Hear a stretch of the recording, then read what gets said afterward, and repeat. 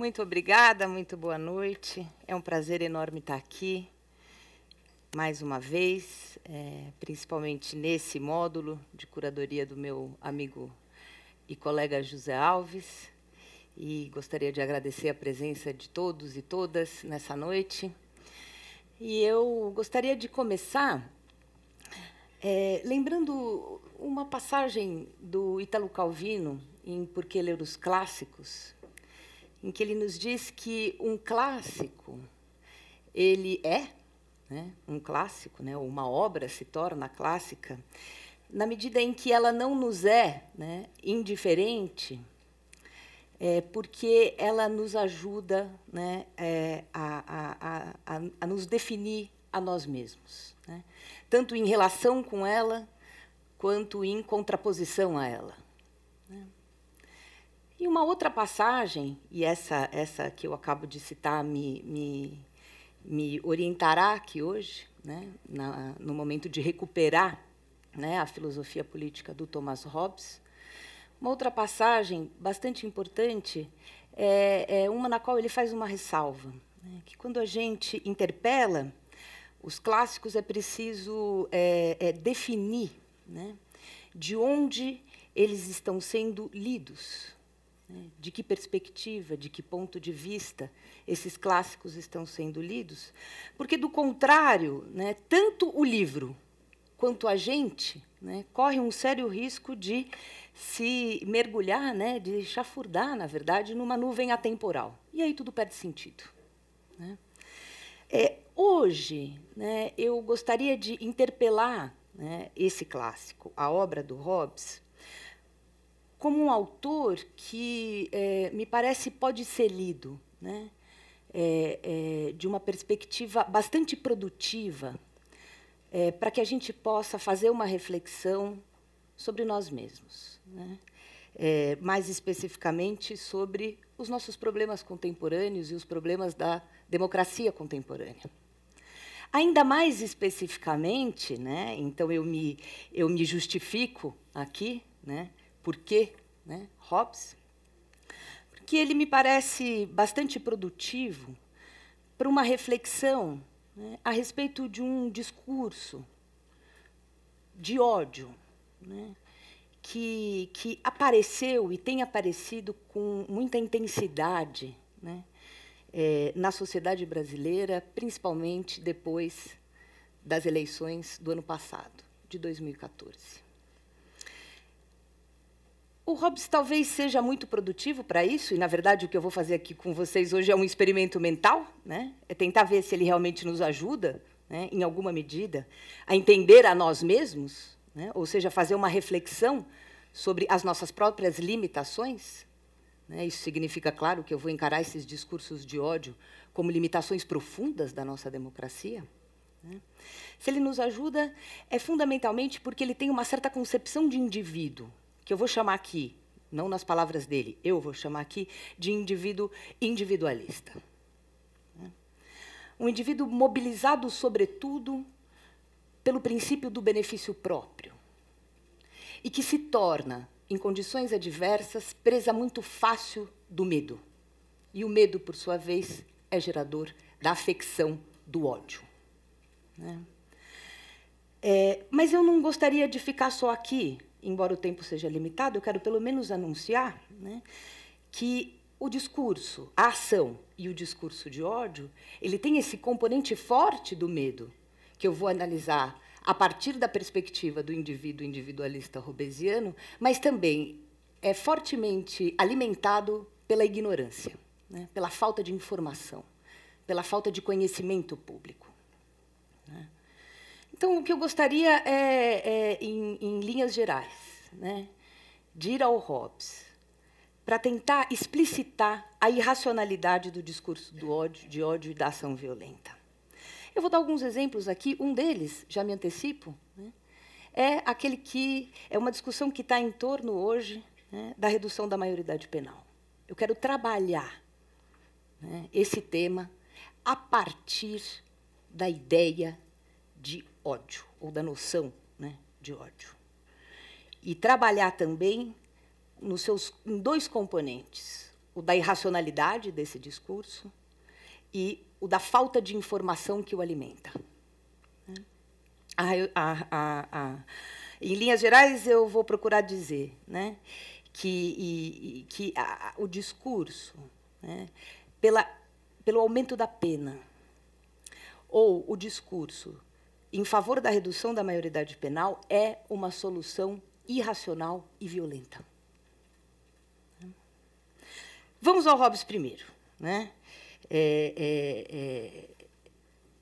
Embora antes do Hobbes eu gostaria talvez de explicitar qual é a irracionalidade que está nesse discurso, né? Anunciar, pelo menos.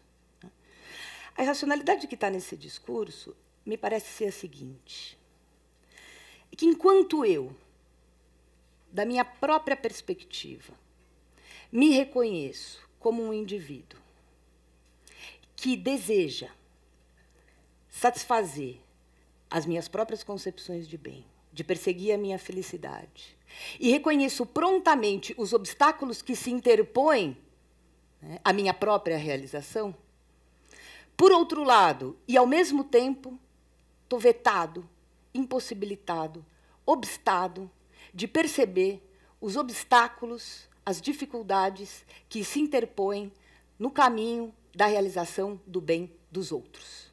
Então, a irracionalidade estaria aqui, na minha incapacidade de reconhecer o outro como alguém que também persegue o seu próprio plano de vida e que precisa de condições efetivas, inclusive materiais, sociais, afetivas, morais, cognitivas, para poder levar adiante o seu plano privado de vida, né?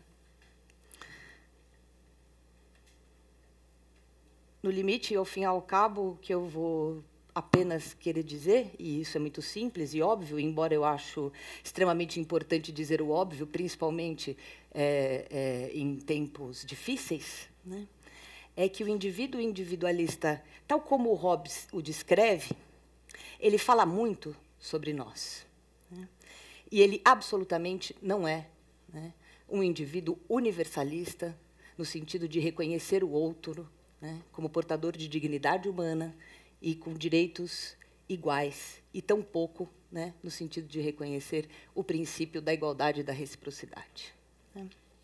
Então, agora, de um modo geral, né, então vamos ao Hobbes, né, me parece, né, que uma primeira abordagem muito simples, né, da teoria política hobbesiana nos dá a seguinte informação. Por que precisamos do Estado? Talvez seja essa a pergunta, e a pergunta da filosofia política, de um modo geral. Nós precisamos de Estado porque não somos capazes, sozinhos, né, de nos regularmos a nós mesmos. Então, enquanto indivíduos, nós precisamos, para sermos capazes de perseguir, né, a nossa própria, o nosso próprio plano de vida, né, e exercer, né, com plenitude os nossos direitos individuais, para isso precisamos de um Estado que faça basicamente duas coisas, né? Coloque regras, ou seja, as leis, e puna aqueles que as desrespeitarem. A solução é muito simples, ela é uma solução moderna, né, que vem com todas as tintas carregadas na ideia de que o Estado é, portanto, aquele que coloca as regras e pune quem as infringe. O que está por trás disso é justamente essa ideia de que não somos capazes de nos regular a nós mesmos. No caso do Hobbes, isso fica muito claro quando ele explicita que a função principal do Estado é garantir a segurança dos cidadãos. Aqui veio, afinal de contas, por que nós, né, nos submetemos voluntariamente à restrição de nós mesmos, porque as regras, as leis, não são outra coisa senão uma restrição que nós voluntariamente aceitamos, né, em acatar. Por que isso? Porque consideramos que a restrição, de alguma forma, né, a imposição de limites, a imposição de regras, é condição necessária para a realização da própria liberdade individual. Então, o indivíduo, ele entende, olhando a si mesmo, entendendo que ele é incapaz, inclusive, de pôr freios a si mesmo, ele entende que ele precisa de um outro, um poder externo, que o controla E o controla mobilizando o quê? Mobilizando as suas paixões. Basicamente, duas paixões, segundo Hobbes. As paixões que nos guiam são o medo e a esperança. Então, o que o Estado mobiliza nos cidadãos é justamente o medo. O medo do quê? O medo da punição, de modo que ele, por temer a punição, anda dentro da regra, age conforme os limites impostos pelo próprio Estado. E, por outro lado, claro, o Estado também mobiliza a esperança dos cidadãos. Em que sentido? No sentido que eles detectam, né, nessa figura repressora a condição necessária para a realização da sua própria felicidade, vamos pôr nesses termos, né? Então, o que tem aqui? Tem uma ideia de lei, né, que é de dominação, de controle, né? Essa é a acepção de lei que temos aqui, de contenção. Daí a importância enorme do sistema de recompensas e punição, né? E punições.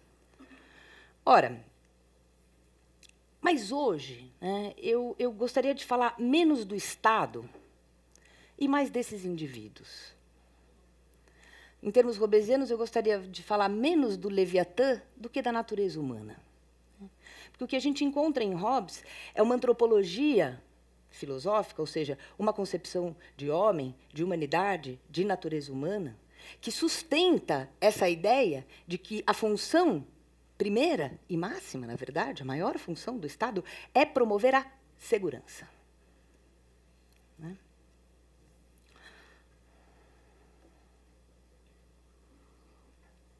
Porque me parece que o Hobbes, no fundo, fala muito de nós mesmos, né?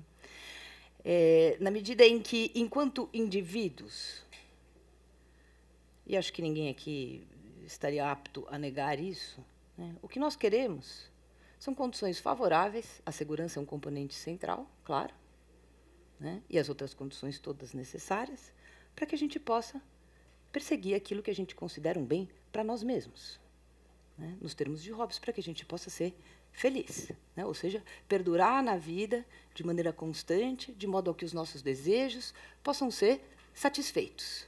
Né.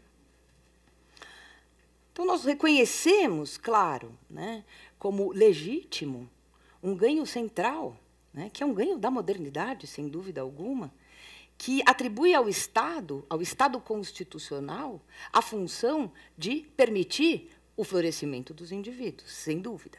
Né. E eu absolutamente não estou aqui para negar a enorme importância, né, dessa ideia. Porque o que ela nos revela, né, é que, embora sejamos distintos uns dos outros, embora sejamos indivíduos, o que quer dizer que somos indivíduos? Quer dizer que somos singulares, particulares, que temos as nossas próprias concepções de boa vida, né? Ainda assim, essas diferenças, uma vez que somos cidadãos, elas não podem absolutamente justificar qualquer desigualdade. Então, o Hobbes, de certa forma, ele prenuncia um ganho da modernidade, que é a ideia, né, de diferença e igualdade. Diferença, porém, sem desigualdade jurídica, moral, política e etc. Né? Ou ainda, ele prenuncia a ideia da igualdade na diferença. Isso, certamente, né, é um ganho do ponto de vista do desenvolvimento de uma cultura democrática. Né?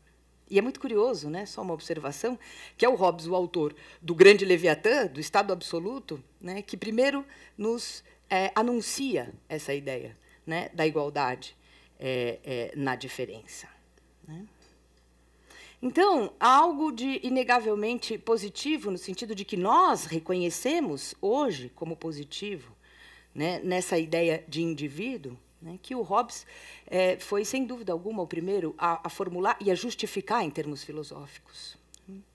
Então, como eu disse, imagino que não haja ninguém aqui apto a negar, né, a ideia de que nós desejamos ter as condições para perseguir a nossa própria concepção de felicidade, claro, dentro dos termos da lei. Né. E há duas coisas positivas aqui a serem destacadas. Há muitas, mas eu vou destacar duas. Né? A primeira, né, é que, claro, as nossas ações são permitidas, né, até o momento, e essa é uma concepção negativa de liberdade, e eu não quero tirar, né, a importância dela, né, nós podemos tudo aquilo que a lei não nos obsta, né, não nos proíbe de fazer. E, nesse sentido, a lei é aliada do indivíduo. E um outro momento muito positivo, né, aqui é a de que vai, embora não esteja no Hobbes, esse é um desdobramento, né, sem dúvida alguma, da teoria hobbesiana, é um momento positivo do ponto de vista político, né, porque essa ideia de que a lei protege o indivíduo tem um desdobramento político importante, que significa que ela também nos protege das maiorias. Então, no desenvolvimento de uma cultura democrática, se a gente pensar a modernidade que surge lá com o Hobbes, né, a partir do desenvolvimento de uma cultura democrática, é aqui que a gente chega. Na ideia de que a lei, ao proteger o indivíduo, nos protege também, protege as minorias das maiorias. Né? E esse é um ganho político inegável. Né? Então, ou seja, chegamos num momento, né, que, pelo menos do ponto de vista formal, nós temos uma proteção contra, né, um fato possível em que, por exemplo, 95% da população vem às ruas pedir a ditadura por algum desvio mental, né, nós estamos protegidos pela lei. Né? Estamos protegidos pela lei.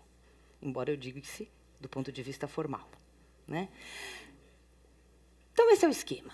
Né? Queria só recuperar um pouco esse esquema, a ideia de que o Estado ele vem para garantir a segurança individual, uma ideia muito simples, muito básica, mas que tem origem, né, na história do pensamento político moderno, e essa origem está no Hobbes. Né? Mas tudo muito bom, tudo muito bem. Está tudo resolvido? Não. Né? Não. Né? Ou seja, basta lei, punição, para a sociedade garantir, né, o nosso bem-estar? Eu quero defender que não. Né?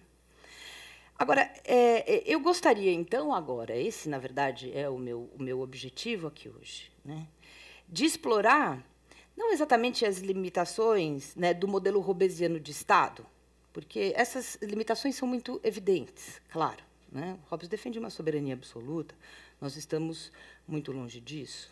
Né? Mas eu gostaria de explorar as severas limitações, né, dessa concepção hobbesiana de indivíduo.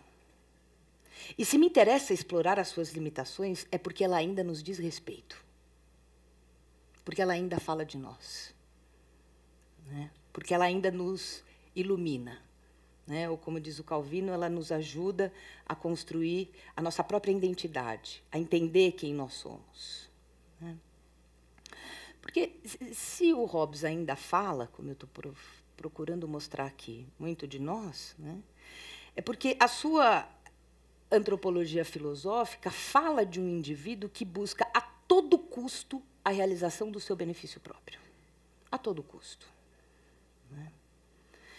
Daqui a pouco eu vou recuperar um pouquinho, né, a cadeia da ação hobbesiana para que a gente entenda de onde é que ele tira essa ideia. Agora, tem duas consequências em defender, né, essa ideia, né, ou em traçar essa imagem do indivíduo que, enquanto tal, busca sempre, em todas as suas ações, realizar aquilo que ele considera um bem para ele mesmo. Duas consequências importantes. A primeira, né, é que a relação com a sociedade e com o Estado é uma relação instrumental, como eu disse no começo. Por que a gente concorda com a ideia de viver numa comunidade que nos restringe? Né? Porque essa comunidade, ou essa sociedade regulada, claro, pelo Estado, no caso do Hobbes, ela é fundada pelo Estado, né, ela nos propicia algum bem.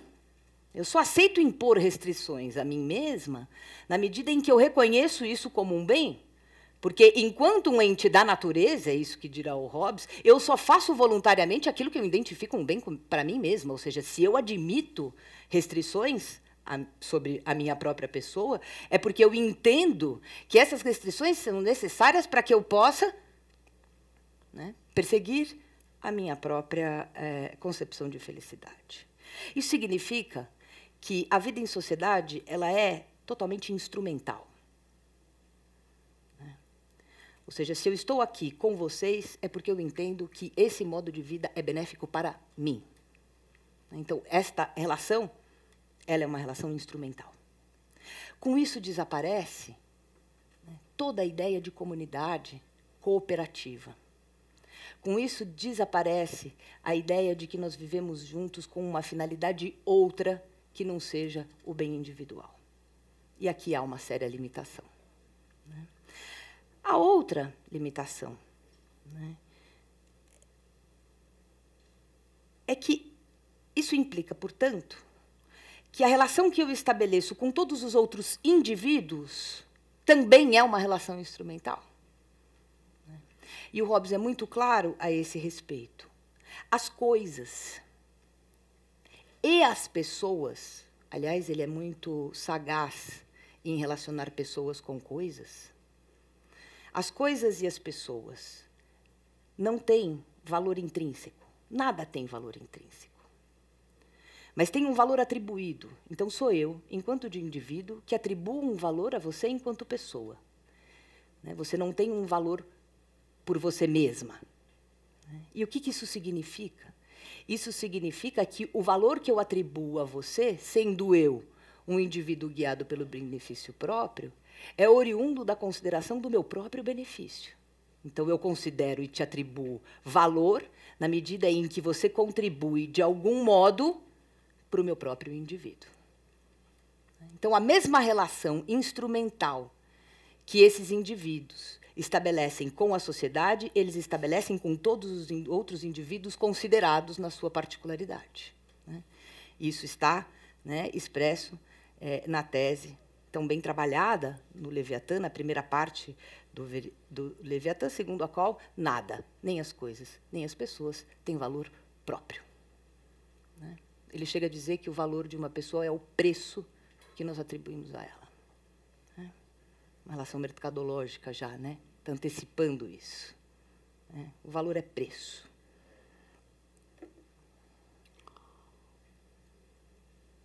Nesse aspecto, a gente ainda é muito hobbesiano, né? Eu fico pensando, portanto, porque se o valor positivo que eu atribuo a você advém do fato de eu considerar que você, em alguma medida, contribui para o meu próprio bem, o valor negativo que eu atribuo a você, né, advém do fato de eu considerar você um obstáculo à minha pessoa.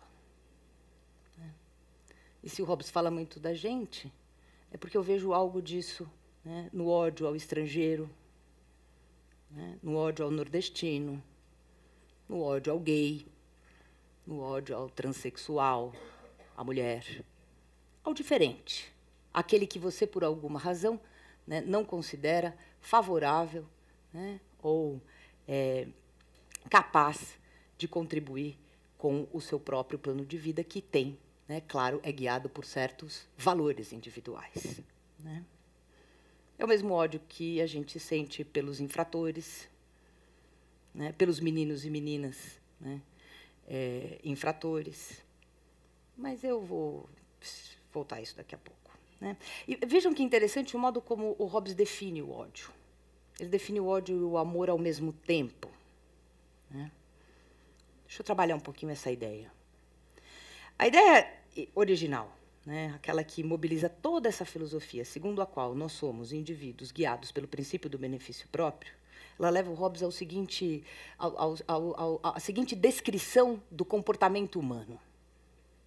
Qual é essa descrição? Bom, nós, enquanto, né, seres, inclusive seres naturais, né, sentimos desejo por aquele objeto ou aquela pessoa, que parece, nos termos do Hobbes, corroborar o nosso movimento vital. A gente não precisa entender isso nos seus detalhes. O que ele está dizendo com isso é o seguinte: se alguma coisa, de algum modo, me causa um bem-estar, né, ou me dá a impressão de que ela contribui para que eu persevere na minha vida, né, e complete essa vida e realize a minha própria felicidade, eu tenho desejo por essa pessoa ou por essa coisa. né? Isso se torna objeto do meu desejo. A minha tendência, portanto, é me aproximar. Aqui é a origem do desejo. Me aproximar daquilo que me parece me causar um bem. E também do amor. O que o desejo a gente sente pelo que está ausente e o amor pelo que está presente. O ódio é isso o inverso, né? Se aquela coisa, ou aquela pessoa, de novo, coisa, pessoa, né? Parecer causar o inverso, né? Me prejudicar de algum modo, né? Eu sinto aversão e a minha tendência é a de me afastar. E mais, se esta coisa ou esta pessoa está nitidamente configurada como um obstáculo à minha preservação, né, nesta vida, né, nos termos robesianos, a perseverança do meu movimento enquanto um corpo, eu procuro eliminá-la porque ela se configurou como um obstáculo. Então, o outro ou é objeto de desejo e amor porque me contempla, ou é objeto de aversão e ódio porque me atrapalha. E o que me atrapalha, eu tendo a tirar do meu caminho, né? Por isso que ele define, então, né, o amor como algo que contribui, de alguma forma, para o meu movimento vital, ao passo que o ódio é resultante dessa experiência contrária, da experiência de dano, né? E para o Hobbes, todo o nosso aparato emocional, vamos dizer assim, todo o nosso aparato afetivo está construído dessa maneira, né? É uma mecânica, né? Uma mecânica da paixão. Se me corrobora, eu me aproximo, se me causa dano, eu afasto, se permanece, eu elimino. É a condição de possibilidade de eu perseverar na vida, né?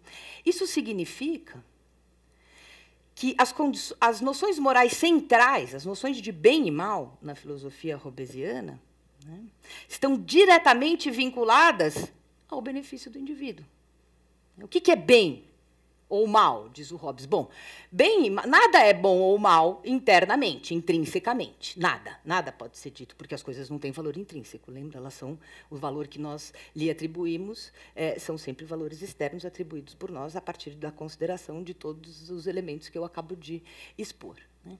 Ora, dado isso, dado que nada tem um valor intrínseco, bom é aquilo que nós, né, o nome que nós damos às coisas que nós gostamos, e mal é o nome que nós damos às coisas que nós não gostamos.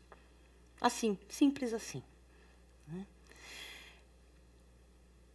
Ou seja, as noções morais centrais, né, estão diretamente vinculadas às nossas concepções privadas de bem, né? Ou seja, o que é bem e mal? Ora, são concepções individuais, pessoais, incomunicáveis e que dizem respeito ao benefício próprio de cada um. É interessante, né, porque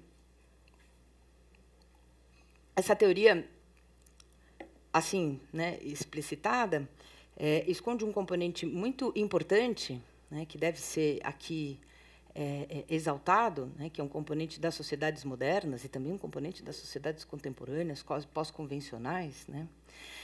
Porque o que o Hobbes está dizendo, na verdade, é o seguinte, né, é que não há, e nem se deve esperar que as pessoas, que os concidadãos, agora vão pensar em experiências, né, concretas de sociabilidade, não se deve esperar que eles venham a compartilhar as mesmas noções de bem e de mal.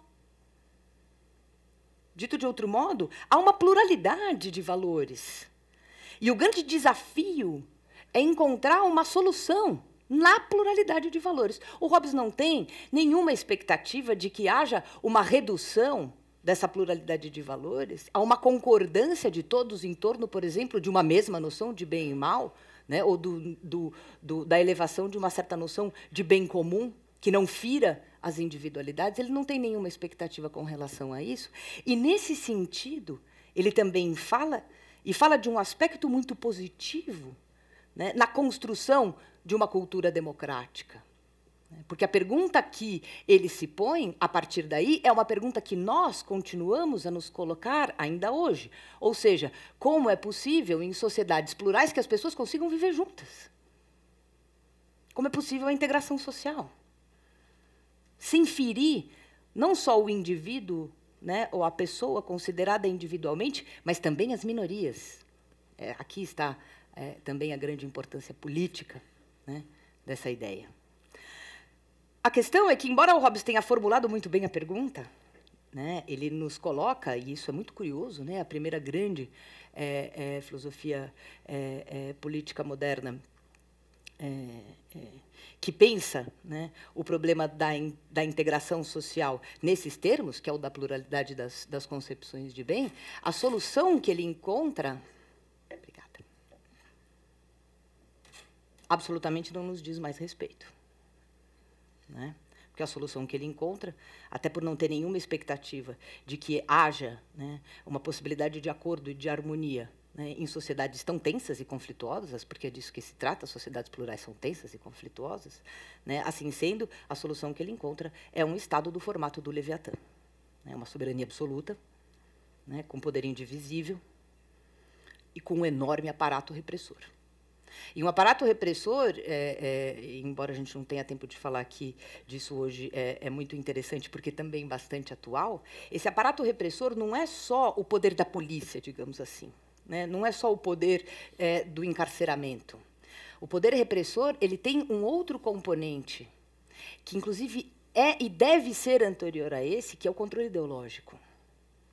Porque o Hobbes está muito ciente, né, de que indivíduos guiados pelo princípio do benefício próprio conviverão muito mal com a ideia de uma punição constante, né, com um aparato excessivamente repressor do Estado. Ele sabe disso. Um Estado excessivamente repressivo coloca os homens muito perto da guerra generalizada de todos contra todos, que é como ele caracteriza, como ele imagina a situação dos homens na ausência do Estado. O que aconteceria na ausência do Estado, diz o Hobbes? Vamos fazer esse experimento mental. Tire o Estado das nossas vidas e o que há? Há homens guerreando uns contra os outros e todos contra todos, o que levaria à guerra generalizada de todos contra todos. É a imagem que ele cria do suposto estado de natureza, que não é outra coisa senão, né, uma situação em que o Estado estaria ausente. Por exemplo, as guerras civis, para o Hobbes, são isso. Aliás, o Leviatã é um livro escrito no contexto da Guerra Civil Inglesa. O que elas são, as guerras? Elas são justamente o resultado desse momento em que o poder do Estado perdeu a sua força, perdeu a sua capacidade de ordenar esses indivíduos, né? E essa relação, que é latentemente tensa, mesmo quando ela está sob o aparato repressor, ela vem à tona nos termos da guerra. Sabendo disso, né, ou seja, que só a repressão é insuficiente, a repressão, digamos assim, física, né? O que o Hobbes propõe é que, para além disso, o Estado precisa ter um enorme aparato ideológico. Porque o Estado precisa, ao invés de reprimir, evitar. Mas evitar significa dissuadir as pessoas de desejarem a desobediência, né? É isso que eu estou chamando de controle ideológico. Não é exatamente educação, é doutrinação. Você doutrina para evitar que os indivíduos desejem desobedecer ao Estado. Ou seja, o tempo inteiro, o Estado precisa manejar os medos e as esperanças dos súditos para que eles identifiquem no Estado o seu próprio bem e, na desobediência, a sua própria ruína. Mas ele deve ser capaz de fazer isso antes que ele precise reprimir. Por isso que o Hobbes vai defender, por exemplo, né, uma certa ideia do que deve ser ensinado nas universidades. Ele vai dizer que o Estado tem que controlar os livros da Bíblia que podem ser lidos e os que não podem. O Estado tem que estar sobre o poder da Igreja nesse sentido. É a primeira grande filosofia a defender a submissão da Igreja ao Estado, como nós sabemos muito bem. E por que isso? Porque ele teme o poder ideológico da Igreja. Ele teme a capacidade, né, que a Igreja tem, a religião de um modo geral, mas principalmente a religião organizada em igrejas, de desviar a obediência dos súditos, ou seja, de levar os medos e as experiências e as esperanças dos súditos para um outro lugar, né? Tanto que ele tem uma frase extraordinária que ele diz: nenhum Estado pode subsistir se alguém tiver poder maior, né, tiver um poder para dar recompensa maior que a vida e uma punição maior que a morte. Ou seja, é o céu e o inferno. né? Enquanto os súditos temerem mais ao inferno do que a punição do Estado, eles tendem a desobedecer o Estado. Enquanto eles almejarem mais o céu, né, do que os benefícios dessa vida, eles tendem a obedecer mais ao padre do que ao governante. Então, o que precisa? Precisa submeter a Igreja ao Estado. Então, o Estado precisa cuidar, né, das opiniões dos seus súditos. E o melhor controle das ações, diz ele, é o controle, não é a formação, é o controle das opiniões. Né? Ora, isso tudo está dentro, então, de uma concepção de Estado que não nos diz mais, né, respeito, né? Porque ela enuncia, evidentemente, um Estado com poderes absolutos. Não é só que o Estado não há divisão de poderes, né? Isso vai ter com clareza apenas em Montesquieu, porque os três poderes estão reunidos, segundo Hobbes, na mesma figura, no mesmo soberano, que não precisa ser apenas um homem, pode ser uma assembleia, pode ser até a coletividade, embora isso jamais funcionaria, que a democracia nunca funciona para ele, né? É uma ideia absolutamente insana, né? A democracia, o governo de todos, né? Como é que poderia haver um governo de todos se cada um guia-se pelo seu próprio bem? O que seria isso? Seria a guerra instaurada no próprio Estado. Né? Então, mas, ainda assim, ele não descarta isso. Né? Há uma possibilidade, né? Pelo menos lógica, digamos assim, né? Uma hipótese que ele não deixa de aventar. Né? Mas a ideia é que o mesmo soberano concentra todos os poderes. E ele também está acima da lei. E ele também tem o controle da formação da opinião. Né? Bom, isso tudo, como eu disse, né? Faz parte, né, da solução que o Hobbes encontra para o problema das sociedades plurais, né, para o problema da integração social em sociedades plurais. Não dá, diz ele. Isso é muito tenso. A pluralidade é muito tensa. Precisa de uma força que a domine, que a controle, que a contenha. Né? Por isso a ideia de um Estado como contenção. Né? A ideia de lei que se tem aqui é a lei de dominação, de controle. Né?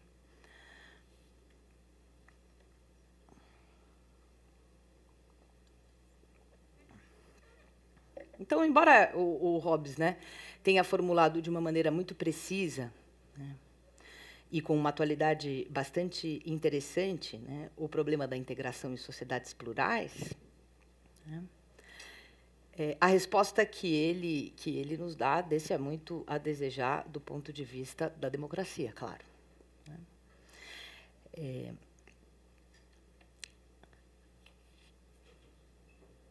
Sobretudo, né, porque a solução dele está voltada para a ideia de que, se o que queremos é segurança, precisamos de obediência civil. E todos os recursos necessários para a garantia da obediência civil devem poder ser implementados. Né? Então, a solução que o Leviatã nos traz, né, ela é, para o Hobbes, compatível com a ideia de um indivíduo que eu estou chamando individualista.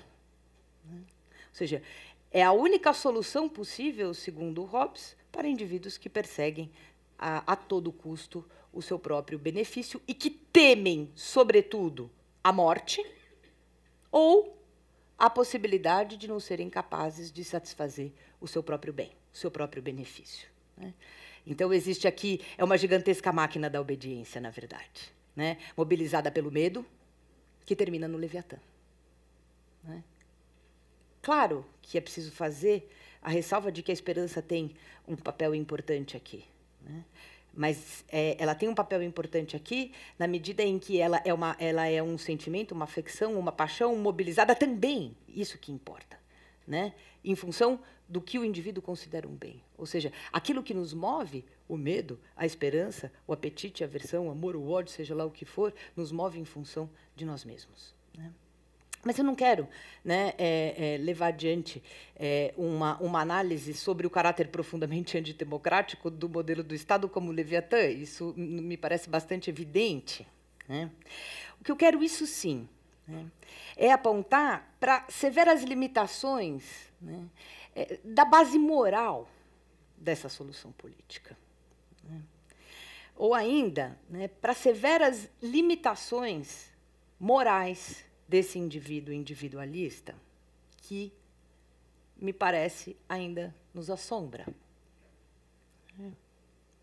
Porque se o Hobbes é um clássico, isso se deve, entre outras coisas, e talvez, sobretudo, pelo retrato que ele faz, né, dos indivíduos, né, ou de nós mesmos, enquanto indivíduos, e agora eu somo, nas sociedades capitalistas.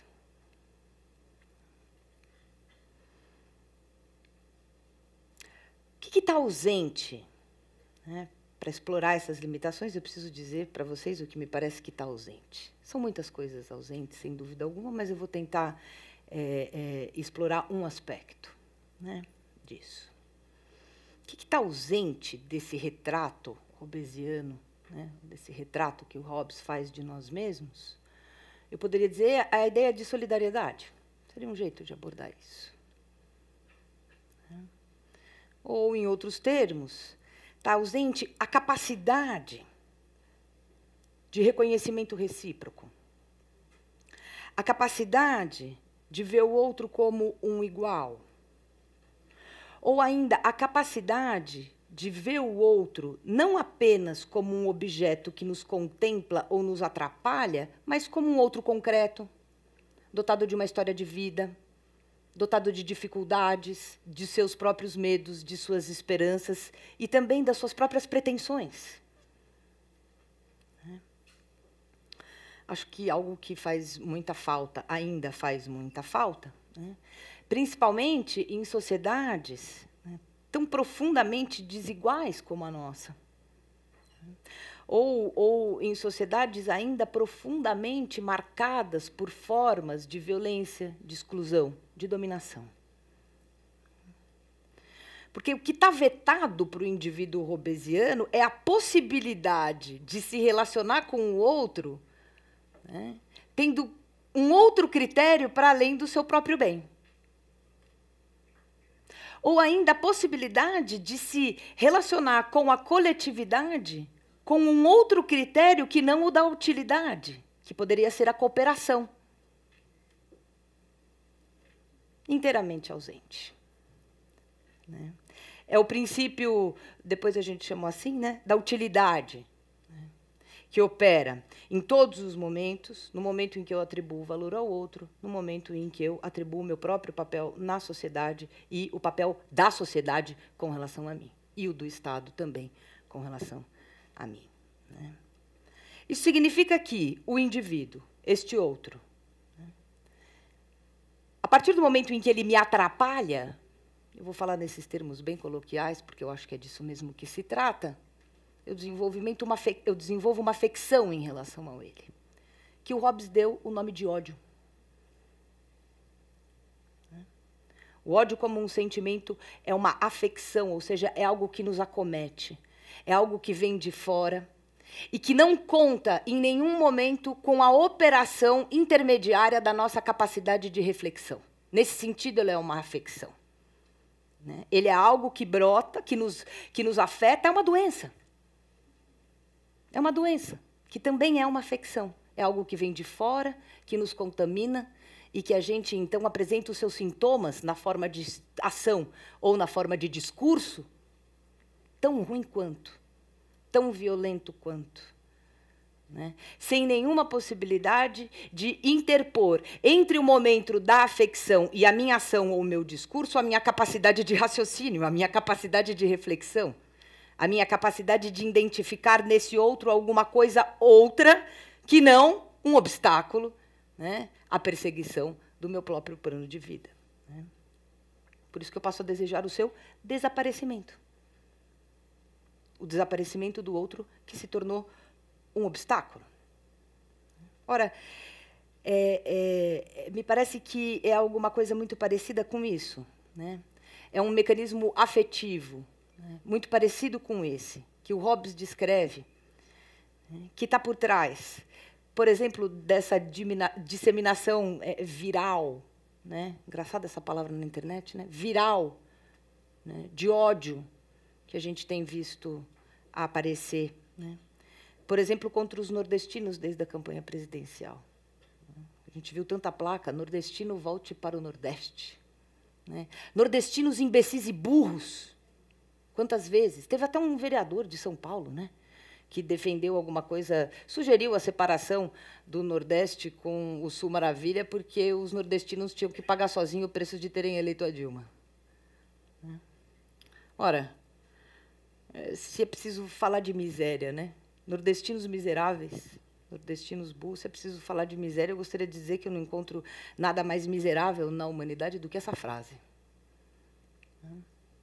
Aliás, é um discurso que vai se tornando cada vez mais explícito, e a gente está se dando conta, né, disso a cada dia que passa. Você só precisa trocar o sujeito da frase, né? Tira nordestino, né? Põe gay, né? Tira nordestino, põe travesti, põe pobre. Né? A gente está desenvolvendo ódio de pobre.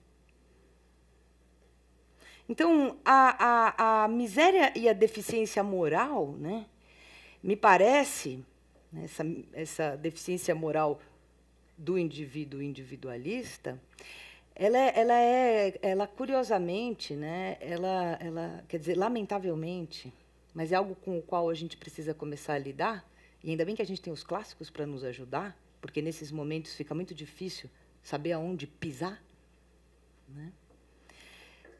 Ela tende a se manifestar, ela tende a se publicizar, é isso que a gente está vendo, né, de uma maneira muito contundente, né?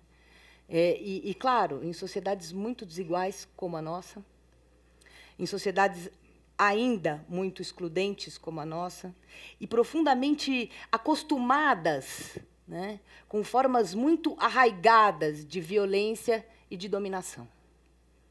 O que o ódio está fazendo é só explicitar um descontentamento profundo com qualquer possibilidade de que essas formas enraizadas de dominação, que contemplam o benefício próprio de alguns, se veja, né, é possível. Né? Queria, é muito curioso, né, porque ela se manifesta, o ódio, né, ele se manifesta toda vez, né, que o medo, né, se torna latente. É disso que se trata. É muito simples, mas, como eu disse, acho que estamos precisando dizer o óbvio. Né? Eu queria dar um exemplo, outro. Né? Esse, sim, talvez, de algo que me parece que talvez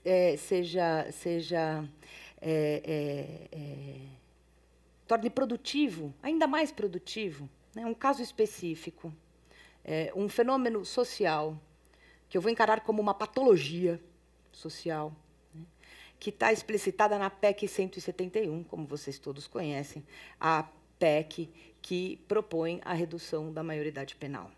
Né. E mais, no apoio massivo que a sociedade brasileira está dando para essa proposta. É coisa de 85% da população brasileira. Né.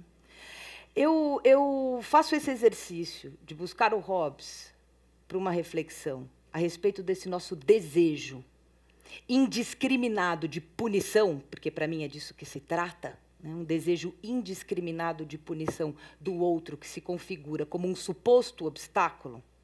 Eu quero poder crer, né, que esse desejo, enquanto uma afecção que se manifesta sem a possibilidade de uma reflexão crítica, ele pode vir, talvez, de algum modo, né, ser contornado, modificado, né, transformado por reflexão crítica. Na verdade, eu acho que a gente precisa de duas coisas, né, e elas estão indissociadas. É reflexão, claro, né, e a reflexão aqui, nesse caso, implica em entender o que nós mesmos fazemos quando, né, explicitamos na forma de ação o discurso ódio, né? É reflexão nesse sentido, e também alguma coisa outra, para além disso, né, que é informação. Vou procurar mostrar agora que grande parte dos argumentos que sustentam ou pretendem sustentar aumento de pena ou redução da maioridade penal são construídos em cima de informações equivocadas, errôneas, falta de informação. Falta de informação, claro que, como a gente sabe muito bem, né, recebe a contribuição luxuosa, né, da mídia. Né, de modo que uma reflexão sobre o ódio, né, que significaria também um aumento de informação, também exigiria de nós, né, clamar, né, de maneira bastante contundente pela democratização da produção da informação e também do acesso à informação.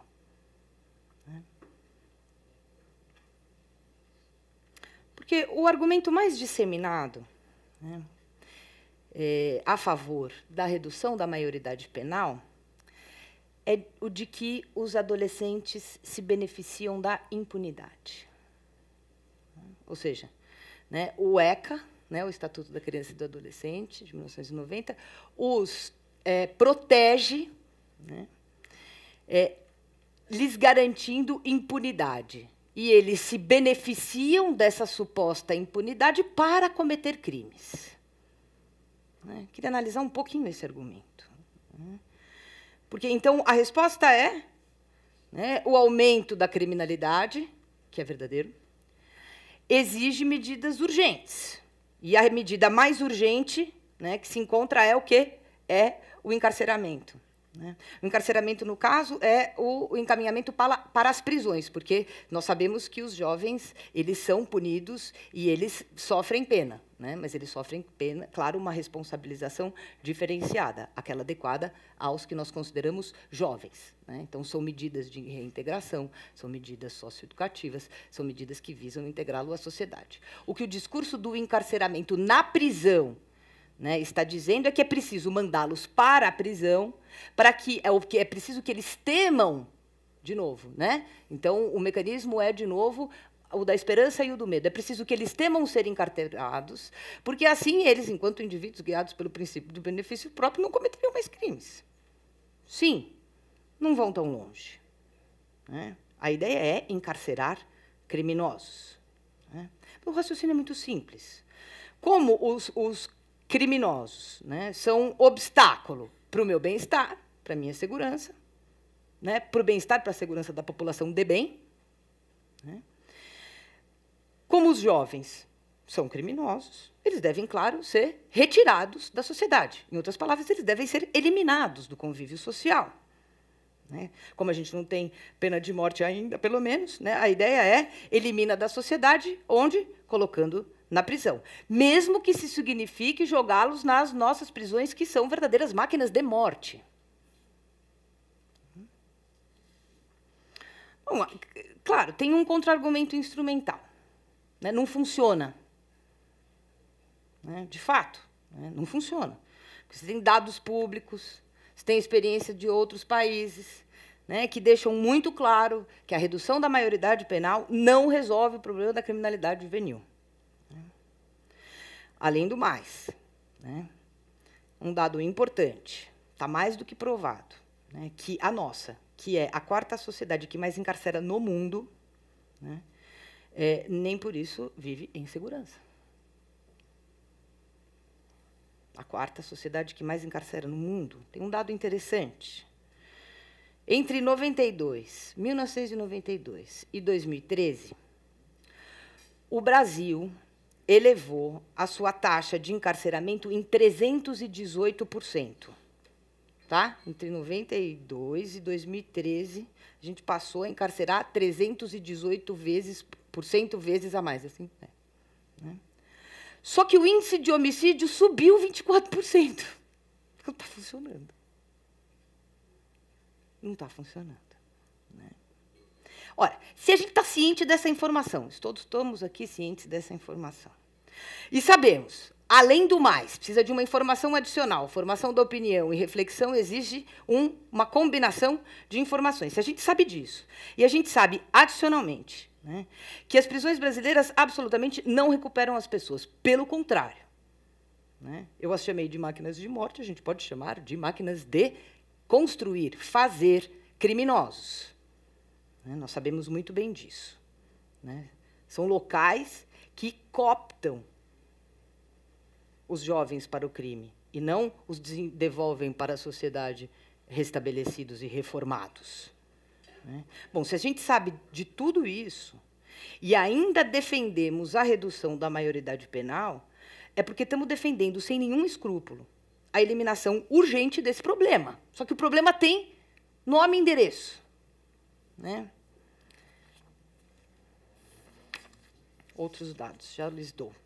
São jovens pobres, que não tiveram acesso aos bens materiais básicos, não tiveram acesso à educação, não tiveram acesso aos bens da civilização, vamos dizer assim, e são, na sua maioria, negros. Então, é isso que nós queremos eliminar. Essa é a conclusão elementar desse raciocínio, e é a isso que nos conduz uma análise também elementar do argumento em favor do aumento de pena e do encarceramento de jovens. Então, eu queria dar dois outros dados que me parecem bastante relevantes, né, que, infelizmente, não são os dados que circulam cotidianamente na mídia, né, porque a mídia, em geral, ela tem mais interesse, né, no sensacionalismo que o crime, claro, né, produz, porque ela também sabe que o que mobiliza a audiência são os medos e as esperanças dos súditos. Oh, Hobbes. Ela sabe que o que mantém o sujeito ligado, né, é ela ir reforçando o discurso do medo. Ele fica ligado na televisão, ele fecha a sua casa, ele tranca o seu filho no condomínio, ele não deixa o moleque pegar ônibus, ele vai entrando numa loucura, e aí ele continua ligado na televisão, e é claro, porque ela sabe que nós nos mobilizamos sobretudo pelo medo. Sobretudo. Então, é evidente que ela está muito mais interessada, né, em tornar público, em publicizar os crimes, do que dados, por exemplo, como esse aqui. Né? Um dado do mapa da violência de 2014, que diz que mostra, que prova, que mais da metade das 56 mil pessoas assassinadas em 2012 eram jovens, entre 15 e 29 anos, dos quais 77% negros. O que essa informação está nos dizendo é que os jovens, mais do que perpetradores, eles são vítimas da violência. Só que essa informação não vincula, porque ela não interessa para explorar o medo da audiência, o espetáculo do medo, que é o dispositivo mais pronto para o ódio.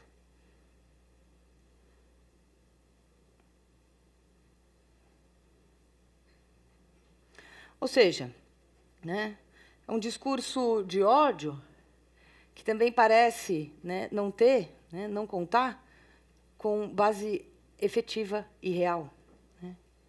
Ele se constrói por explorar a falta e não a posse do conhecimento, vou chamar de conhecimento público. Né?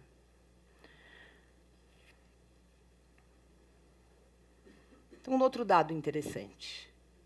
Como eles nos aparecem, a gente os traz para a nossa reflexão. Esse é da Unicef, do ano passado. De 21 milhões de adolescentes brasileiros, apenas 0,013% cometeu atos contra a vida. Ao passo que o Brasil é o segundo país do mundo, a gente só fica atrás da Nigéria, né, onde os homicídios representam... Os homicídios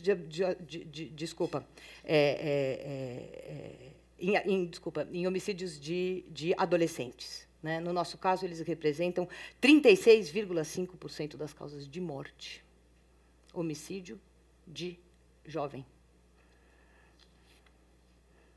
Então, né,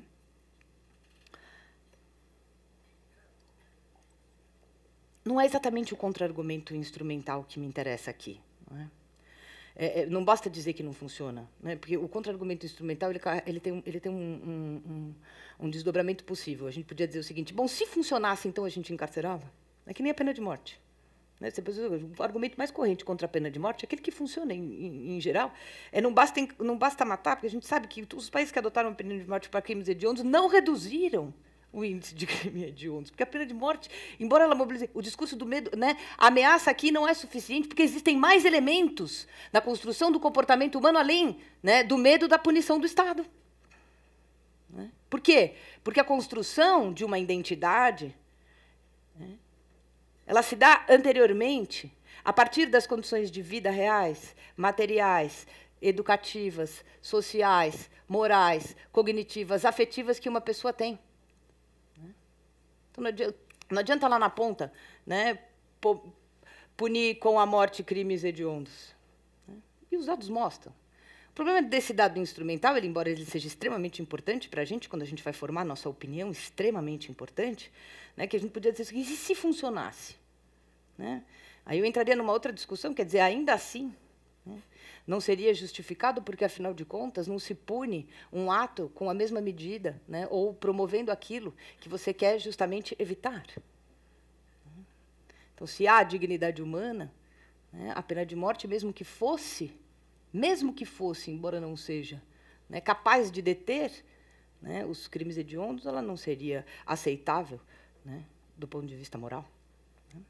Mas eu não vou entrar, não estou interessada, por hora, né, nesse argumento, ou pelo menos não apenas nele, né, porque o que ele não explicita, o argumento instrumental, né, não funciona, então não adianta, né, não precisa fazer. O que ele não explicita é que os jovens, né, agora voltando para o caso da redução da maioridade penal, os jovens que nós pretendemos encarcerar nessas prisões brasileiras, né, são muito mais vítimas do que autores de violência.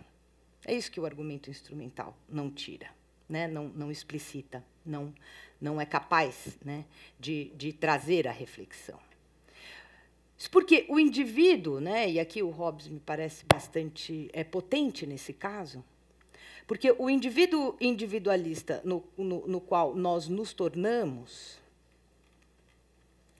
não é capaz dessa percepção de que os jovens que pretendemos encarcerar são mais vítimas do que perpetradores de violência.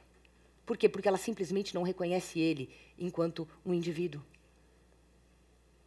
Ela simplesmente não reconhece esse indivíduo, não reconhece ele como, né, um outro, não só digno, né, de reconhecimento, no sentido da sua igualdade com relação aos demais, mas também como um outro concreto, como uma história de vida específica, que tem as suas razões de ser como é, ou de estar na vida como está, ou de agir como age. Então, esse indivíduo individualista, né, ele padece de uma limitação moral muito profunda, causada justamente, né, por esse princípio inegociável do benefício próprio, que o impede, né, e esse aqui é o meu ponto aqui, que o impede de alargar a sua mentalidade para além dele mesmo, né, e identificar, né, para além dos seus interesses, das suas utilidades, das suas preferências, né, identificar o outro como um outro que tem uma história de vida que, no caso daquele 0,03%, o condenou à violência.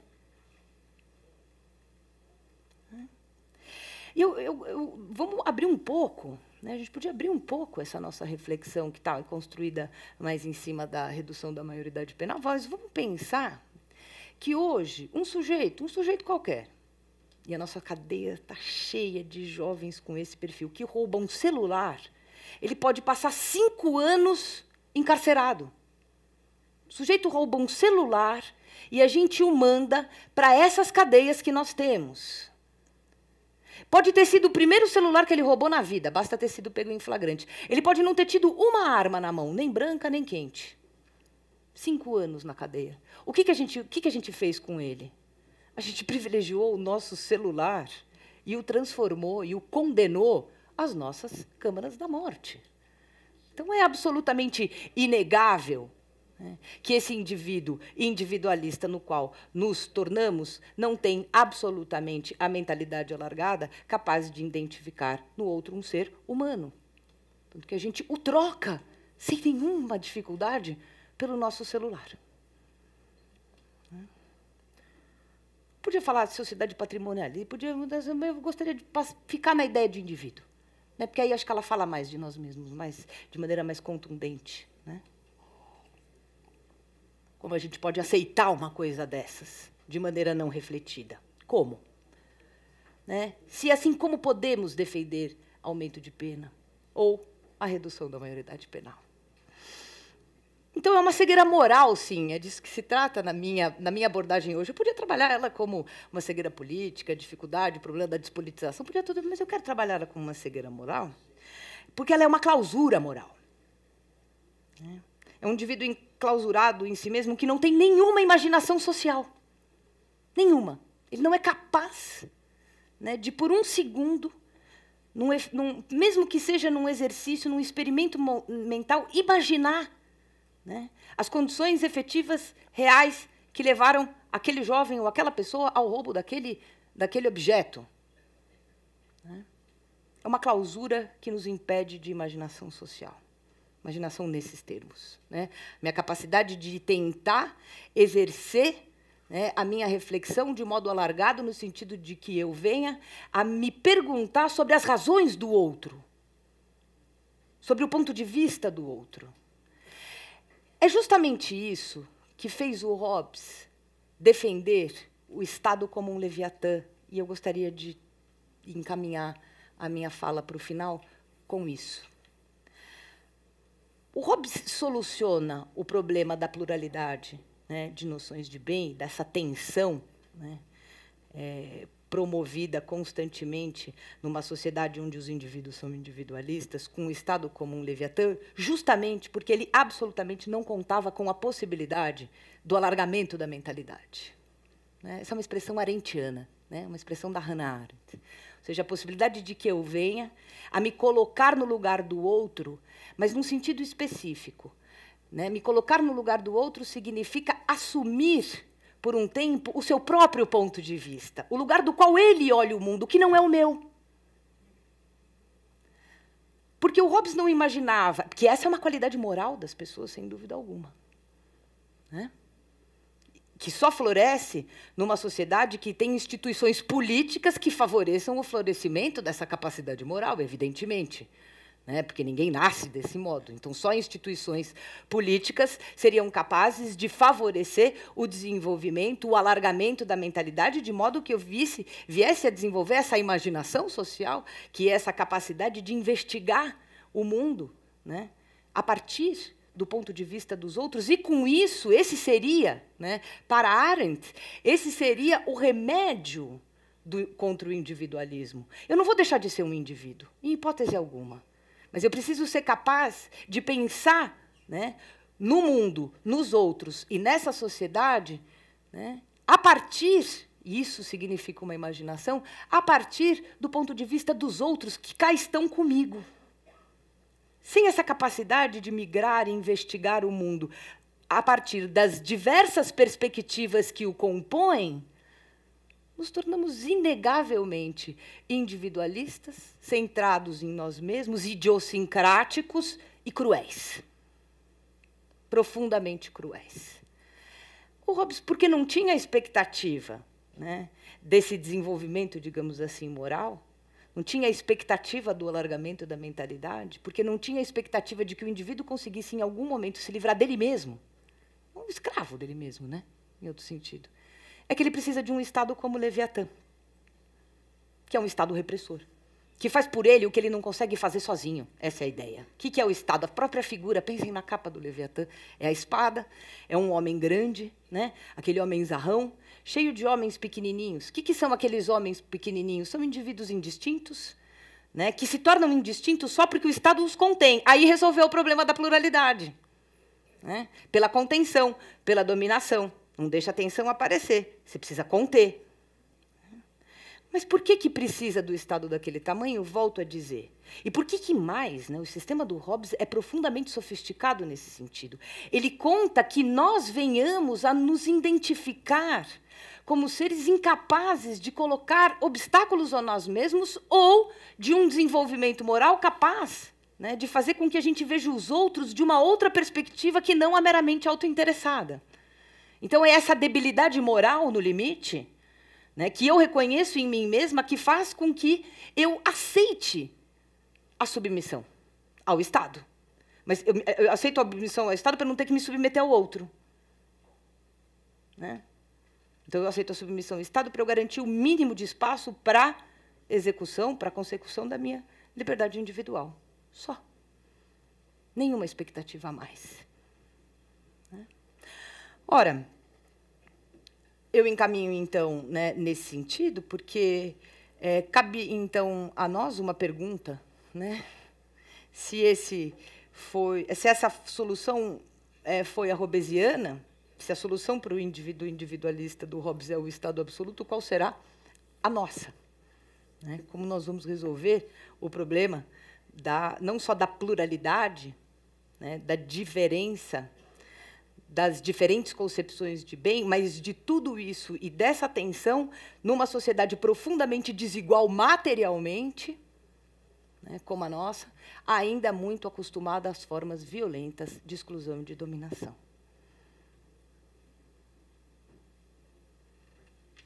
Por isso que a cegueira moral do Hobbes me interessa. Né? Agora, tirando o Leviatã da nossa cena, né? Porque quando a gente não é capaz de fazer o exercício de ver o mundo de um lugar diferente do nosso, a nossa capacidade de julgamento fica profundamente limitada. E, quando eu falo em julgamento, eu estou pensando na nossa capacidade de juízo político, de juízo moral. Por isso que a nossa única resposta é: nordestinos, voltem para suas casas. Né? Ou jovens sejam encarcerados. Ou seja, você elimina aquele que você identifica como um obstáculo à realização do seu próprio bem.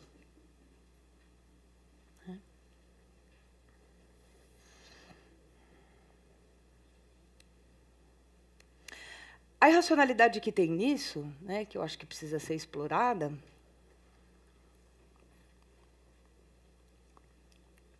desculpe,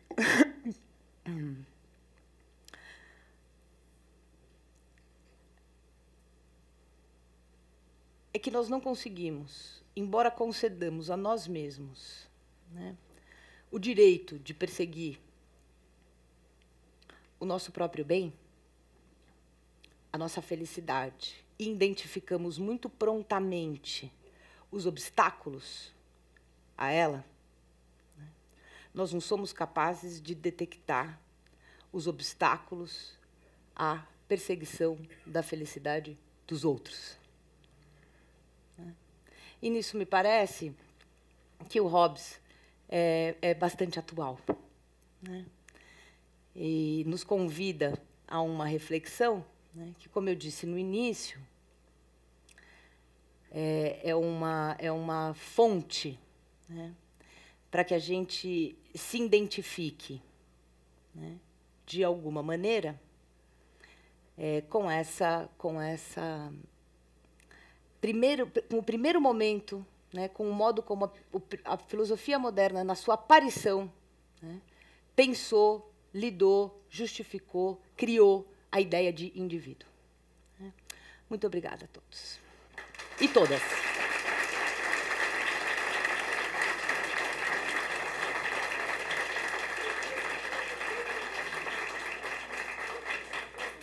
Obrigado, Ayara, por permitir a gente de refletir, dissecando a natureza humana desta forma e apresentando também os problemas do cotidiano de hoje sobre a redução da maioridade penal. Eu acho que vocês todos devem estar muito interessados em participar. Por isso, levantem a mão caso vocês queiram. Vocês serão atendidos na ordem. Procurem serem objetivos, porque devemos ter várias solicitações. Então, aguardem só que a Câmara chegue até vocês. E, repito, procurem serem objetivos e breves. E perguntando, fazendo pergunta, não depoimentos, perguntas. Outra coisa importante... Isso, muito bem. E aí, passamos, porém, a primeira pergunta ao nosso curador, para a Yara. Então, a primeira é do nosso curador.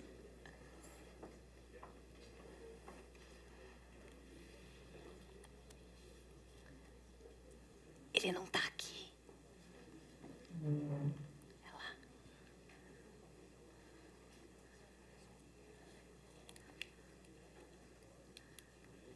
Boa noite, Yara. Gostaria de agradecer sua participação no ciclo do Café Filosófico Clássico e Cotidiano. Eu gostaria de perguntar e aprofundar algumas questões, como, por exemplo, se reduzir a política a questões da moralidade e uma prática disciplinadora não é uma forma de acobertar outras tensões existentes nos modos de governar?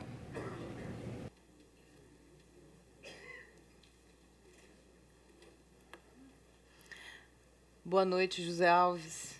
Muito obrigada pela pergunta. Sem dúvida, né? A prática disciplinadora, né? Ela é justamente, como eu vinha dizendo há pouco, né?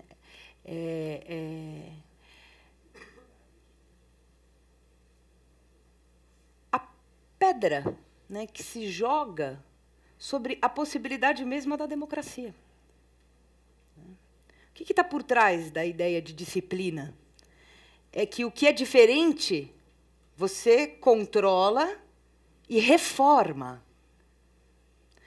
O que atrapalha, você contém, né, e não deixa aparecer. Não é à toa que, em todos os movimentos, né, que a sociedade faz no sentido, né, da emancipação, né, por exemplo, das minorias excluídas e das minorias dominadas, a sociedade tende a responder com um grande momento disciplinador. Né? Vivemos algo assim hoje. Né? A gente tem um grande momento favorável, por exemplo, a que venha a público práticas de dominação contra minorias. Né? Por exemplo, quando se vem a público a reivindicação do direito do casamento entre pessoas do mesmo sexo. Essa era uma pauta que nós abafamos durante muito tempo, ela ficou dentro do que a gente pode chamar de esfera privada. Quando ela vem a público, ou seja, quando ela exige um reconhecimento da sociedade de que essa é uma reivindicação que tem que ser, né, trabalhada e discutida pela sociedade, ou seja, ela é um problema político também, a sociedade resolve, né, isso como? Porque a incomoda, em geral, a parcela da sociedade que se sente incomodada, com práticas disciplinadoras. Né, que geralmente significam o quê? Devolve essa gente, né, para a esfera privada do lar. Abafa, contém, controla. Né. Com a mulher foi a mesma coisa. Né. Quando ela aparece na esfera pública e diz, olha, a violência doméstica é um problema político, é um problema público, e não pode, e precisamos, portanto, borrar a fronteira entre o público e o privado para que essa apareça como uma questão que diz respeito a todos nós, porque não é um problema, né, privado bater na mulher. Né? Quando a gente traz isso para como é que a sociedade tende? Né? A sociedade conservadora, claro, que está profundamente incomodada com essa mudança que significa finalmente a emancipação feminina, ela resolve com prática disciplinadora. Né? Ou seja, contenha, retorne, né, para o canto obscuro do lar. Né?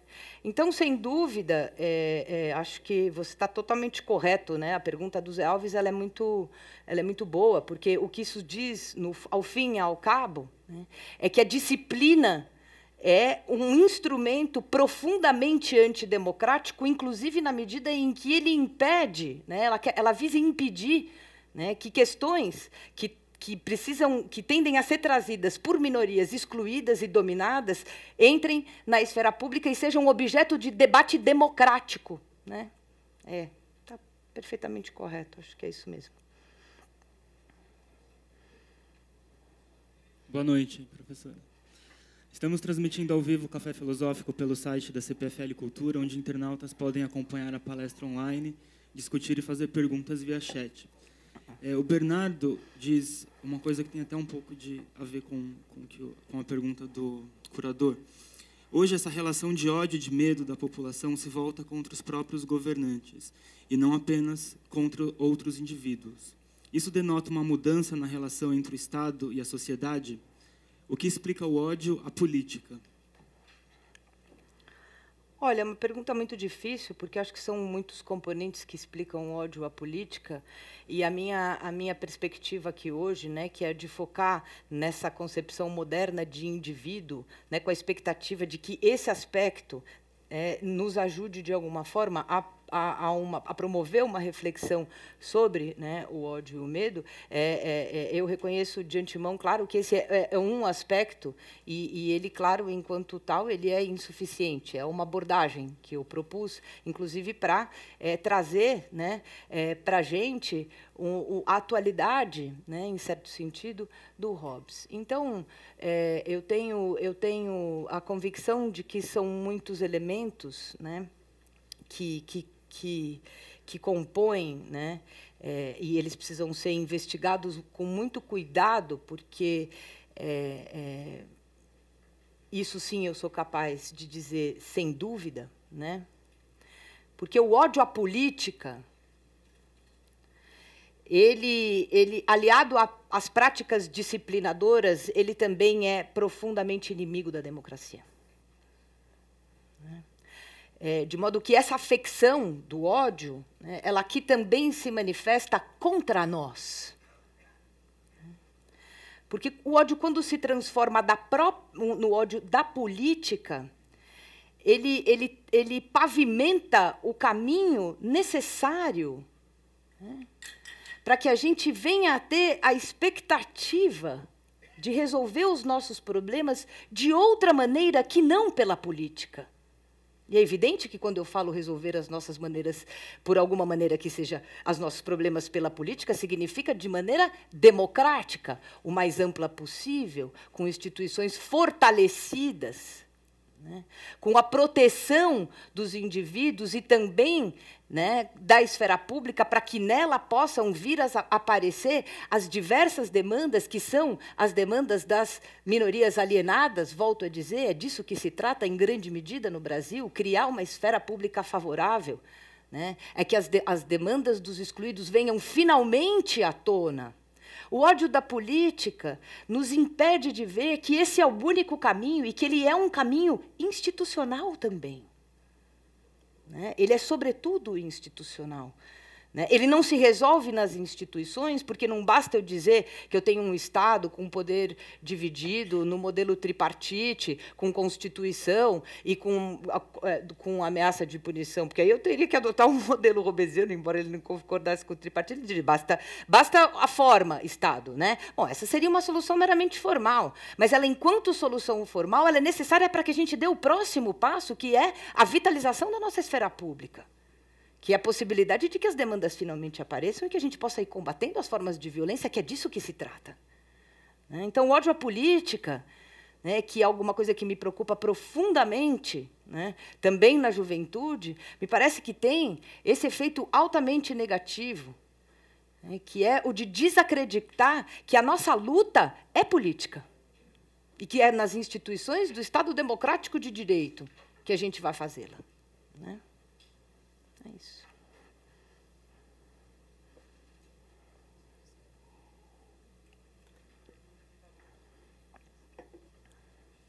Boa noite, professora. Me pareceu claramente que o discurso da professora Yara é fundamental para defender e para preservar o que a gente entende como democracia, oportunizado por espaços como esse da CPFL. Saindo um pouco da visão estrita de Hobbes, seria a própria sociedade, o comportamento da sociedade, a mídia ainda enquanto buscando o lucro, visando o lucro, e por isso explorando também o medo, independente do resultado que possa ter, do ódio, como a professora expôs.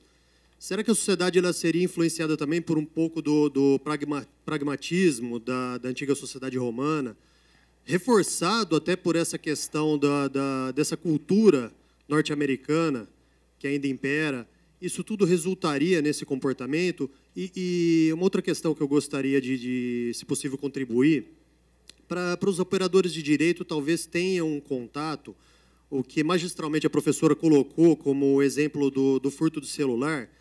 Hoje, nós vemos que muitos magistrados têm uma preocupação de selecionar, realmente evitar que um infrator primário, independente de ter sua origem afrodescendente ou não, que ele passe por uma unidade prisional. Né? Então, isso até pela notória falta de vagas, né, no sistema, que vai desde uma fundação casa até uma penitenciária, tem-se um cuidado maior Não sei se seria a opinião da renomada professora.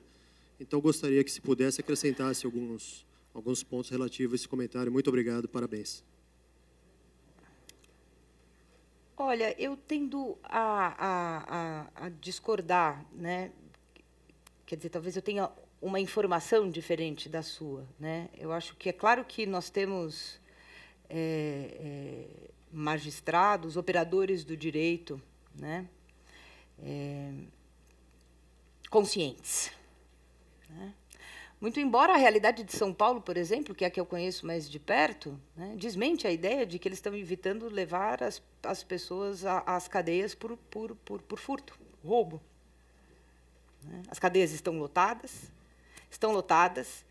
muito, né, lotadas, de jovens e de pessoas que cometem esse tipo de crime.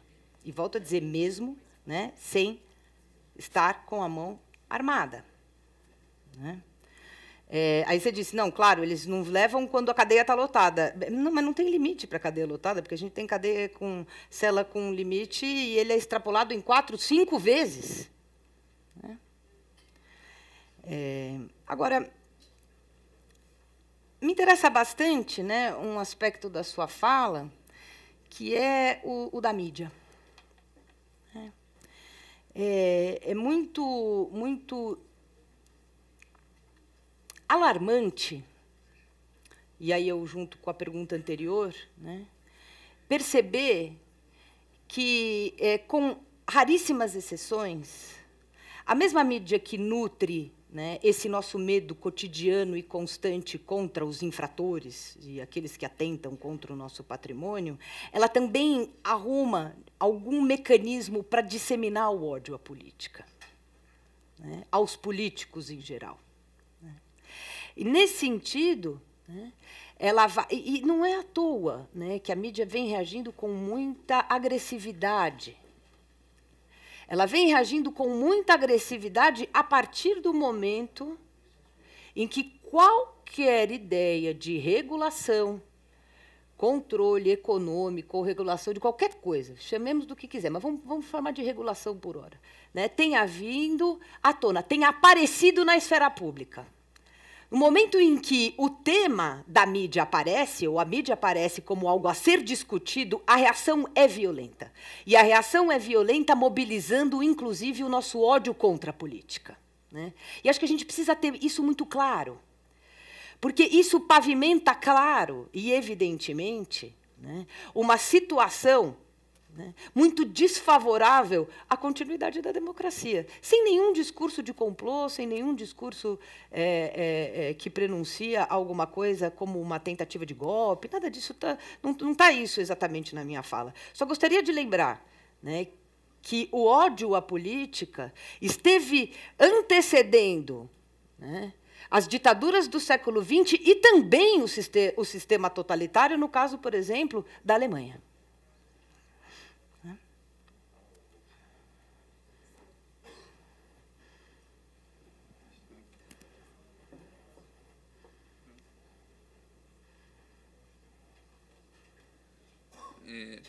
Boa noite. A minha questão para você é a seguinte: qual a comparação que a senhora faria do pensamento de Hobbes, Rousseau e Locke? Uhum.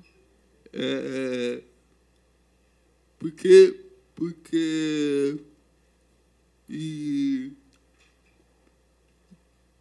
uma outra questão, para além disso, é a questão de que nós já tivemos,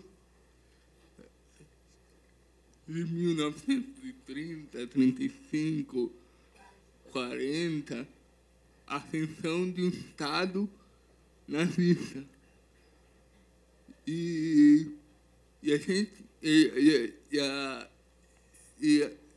e essa ascensão de Estado, ela encobriu judeus, negros, e mandou tudo para a Câmara de Gás e tal.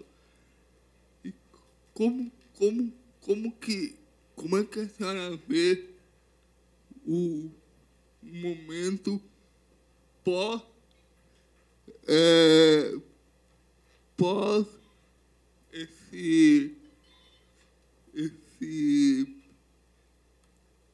essa data, assim? Então, são perguntas muito extensas, mas eu vou escolher 2 aspectos da sua pergunta.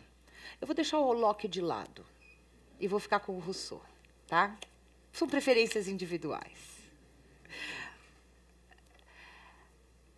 Muito interessante, né? Porque o Rousseau abre o contrato social dizendo o seguinte: esse retrato que o Hobbes faz dos seres humanos combinaria mais com o gado, com os bois, com as vacas, com os animais irracionais. Diz, o Hobbes retrata, né, os indivíduos como se eles fossem gado. O que está por trás disso? É a ideia de que ele precisa pensá-los dessa maneira, para que ele também seja capaz de, então, defender o Estado do tamanho do Leviatã.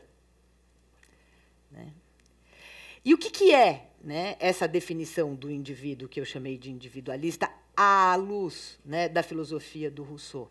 É um indivíduo incapaz de moralidade, é um indivíduo incapaz de liberdade nesse sentido. Muito da minha fala é animada também por essa correção que o Rousseau faz no Hobbes.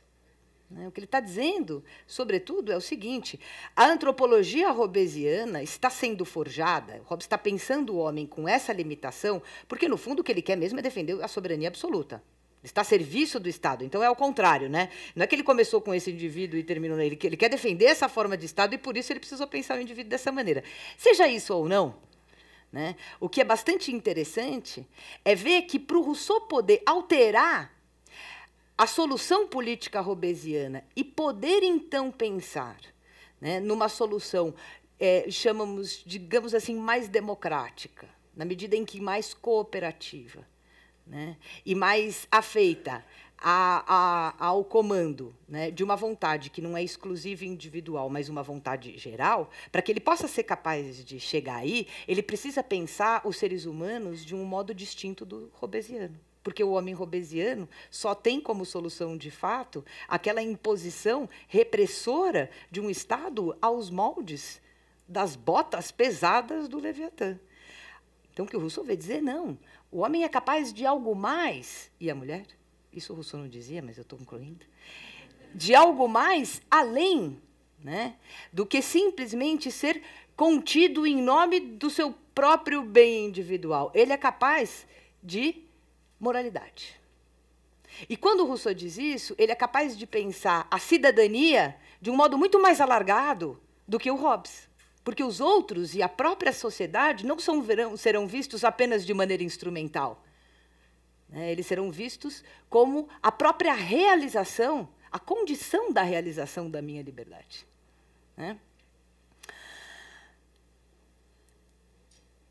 Com relação à sua segunda pergunta, uma coisa eu gostaria de dizer. Talvez mais do que nos pensar, à luz, no contexto do pós-guerra, e depois, até porque nós não vivemos, o pós-guerra em loco,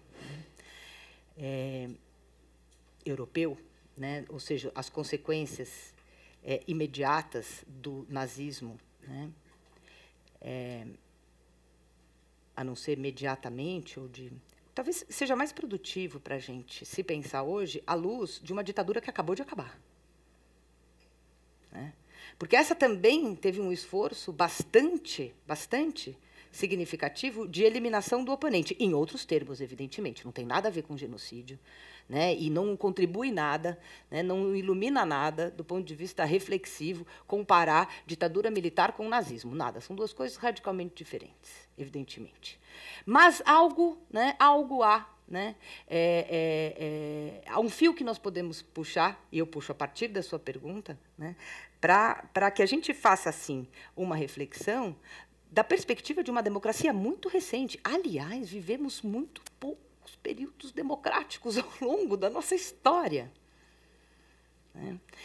Então, a minha preocupação em trazer uma reflexão sobre o discurso de ódio em relação ao outro, que se configura como um obstáculo, e geralmente é um outro que começa a emergir, né, de um solo, né, de um lugar onde ele ficou escondido durante muito tempo, né? Por exemplo, a pobreza ou a miséria. A partir do momento em que a gente passa a reagir de modo profundamente violento com relação à mínima correção que tem se feito ao nosso sistema profundamente desigual, né, isso me remete, espero que nos remeta a todos, né, para uma experiência muito recente que é a da ditadura. Por quê? Porque ela está junto, o que vivemos hoje, nesse momento exato, combina, em algum modo, com um momento que precede, né, ditaduras em geral, que é esse ódio disseminado, e volto a dizer, o ódio também da política, né? Por que surge o ódio da política nesse caso? Porque se o Estado não é eficiente em eliminar quem você acha que te atrapalha, você tem ódio dele, né? Agora, se o Estado, por alguma razão, trouxer, né, para a esfera pública aquele que você acha que te atrapalha, aí você tem mais ódio dele ainda. E olha que ódio interessante, por exemplo, que surge na sociedade brasileira. É interessante, é muito dolorido, mas, ao mesmo tempo, é necessário da gente detectar e é necessário que ele apareça, né? Quando, por exemplo, as nossas empregadas domésticas deixaram de ser serviçais para serem trabalhadoras. Isso gera um ódio extraordinário. Será que isso não está vinculado ao nosso ódio à política? Em determinados segmentos? Claro que tem, porque aí a política não só não foi capaz de mantê-las como serviçais, como as transformou, né? Em algum momento as empoderou, né? Urge uma reflexão.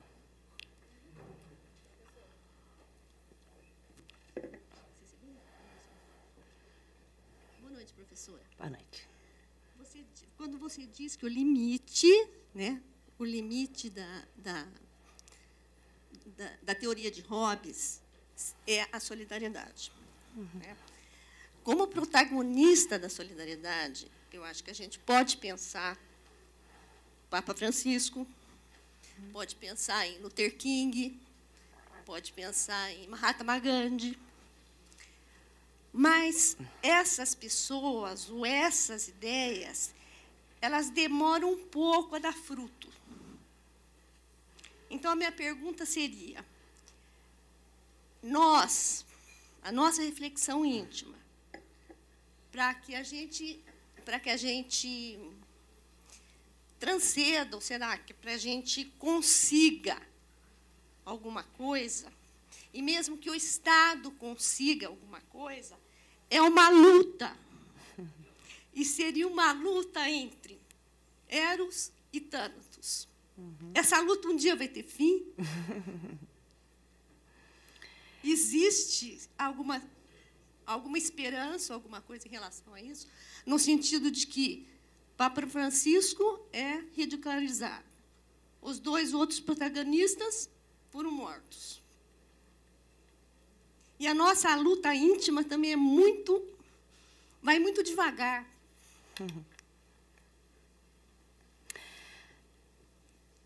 É isso.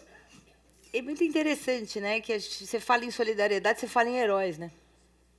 Que parece que é alguma coisa que está tão distante da nossa capacidade, né, que a gente identifica em alguns personagens ao longo da história, né? Você vê como vingou, né, o indivíduo individualista hobbesiano, né? São algumas almas, né? É isso.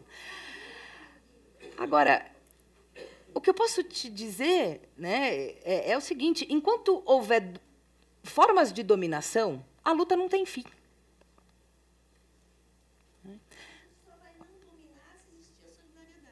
Sim, claro, e talvez se trate justamente disso, né? Veja, a dominação, né? A gente pode pensar a dominação, talvez seja interessante pensar suas diferentes formas de manifestação, né? A dominação, a exclusão, o reconhecimento do outro, né? Ele tem causas materiais, né? Vamos falar um pouco da gente. Ele tem causas materiais profundas, nós sabemos disso, né? E ele também tem causas simbólicas. E, embora elas se alimentem mutuamente, né, elas não são redutíveis uma à outra. Então, a luta por reconhecimento, ela, sem dúvida, né, ela emerge em sociedades que permitem alguma porosidade para que elas venham à esfera pública, quando há, né, formas de dominação material ou formas de dominação simbólica. Se elas um dia terão fim, não sabemos, claro. Talvez o capitalismo não nos permita pensar que terão, mas também, como a gente não consegue pensar no seu fim, vamos ficar por aqui mesmo, né? Vamos pensar o que a gente pode fazer agora, né? Eu acho que do que se trata, né? Se trata de defender com unhas e dentes do discurso de ódio, né, as instituições necessárias para que a gente possa, para além delas, permitir que as reivindicações contra as formas diversas de dominação sejam tratadas como reivindicações políticas e ganhem não só aí o campo do direito, porque é disso que se trata, quando uma minoria, por exemplo, pede o reconhecimento, o seu próprio reconhecimento, o que ela quer é que ela seja incorporada no nosso sistema de direito, né? Agora, para chegar na sua pergunta, isso, muito embora seja absolutamente necessário, que vamos chamar o reconhecimento jurídico, né, dessas pessoas, ele não é suficiente, né, porque a gente sabe muito bem que o direito não é, por si só, capaz de combater formas enraizadas de discriminação, né? Por isso, por exemplo, hoje, a gente sabe que, muito embora seja necessário, né, e foi, uma lei que criminalizasse, né, o racismo, a gente também está convicto de que o racismo não termina porque você o criminaliza. Então, a luta continua nesse sentido, que é o quê? É pensar e investigar e lutar pelas formas de combate a um racismo profundamente enraizado, que não adianta você colocar a lei lá na ponta que ele não se resolve.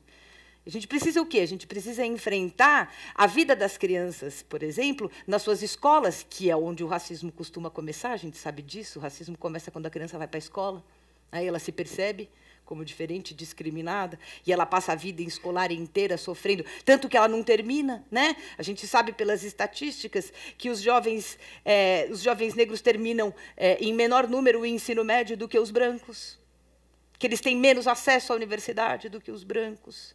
Então, não adianta criminalizar lá atrás, né, lá na ponta, se a gente não criar, né, uma série de políticas públicas e de um ambiente social favorável, né, a que essas crianças possam, finalmente, se estabelecer enquanto seres humanos e florescer em todos os sentidos, né, no sentido político, social, pedagógico, moral, afetivo, né.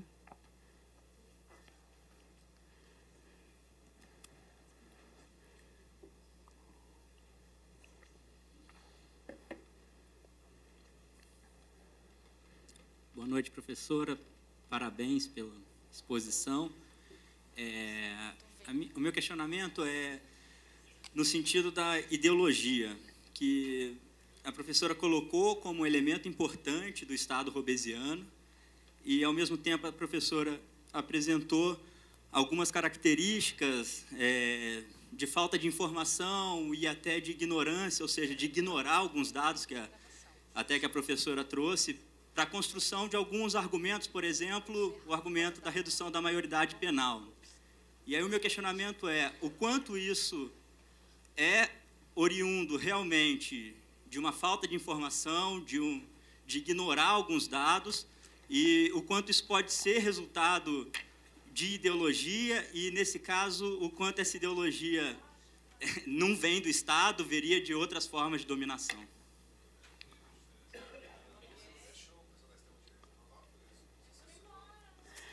Aí é a aliança do demônio, né?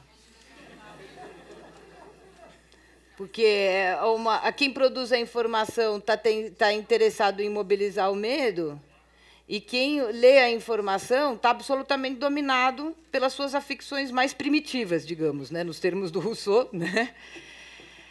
De fato, né, desatar o nó é alguma coisa muito complicada, porque essas duas coisas se alimentam. Né? Ou seja, no limite é o seguinte, a falta de esse ambiente favorável, né, a uma mídia que informa mal, né, no mínimo, para a gente dizer o mínimo, vamos dizer que ela informa mal, só, para terminar por aqui. Né?